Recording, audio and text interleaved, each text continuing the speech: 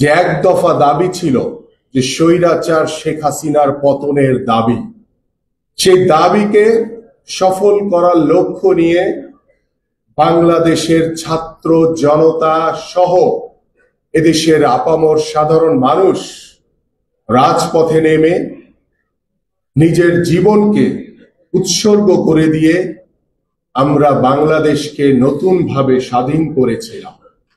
বাংলাদেশকে আমরা স্বৈরাচার মুক্ত করেছিলাম। সেই স্বৈরাচার মুক্ত বাংলাদেশে আমরা আজকে স্বাধীনভাবে কথা বলতে পারছি, আজকে স্বাধীনভাবে আমরা আমাদের মতামত প্রকাশ করতে পারছি।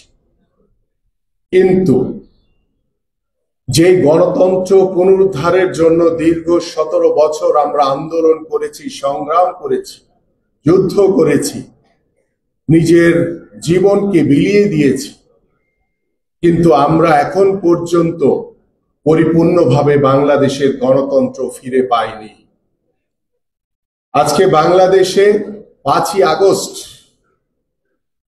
তথাকথিত স্বৈরাচার মুক্ত হয়েছে, কিন্তু বাংলাদেশে এখন পর্যন্ত পরিপূর্ণভাবে স্বৈরাচার মুক্ত হতে পারিনি আমরা।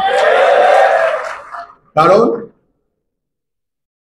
আমরা গত 17 বছরের স্বৈরাচার শেখ হাসিনার রেখে যাওয়া ধ্বংসস্তূপ রাষ্ট্রীয় প্রতিষ্ঠানগুলো এখন পর্যন্ত সেই স্বৈরাচারের বিভিন্ন প্রেতাত্মারা বিভিন্ন প্রতিষ্ঠানে বহাল তবিয়তে বসে আছে।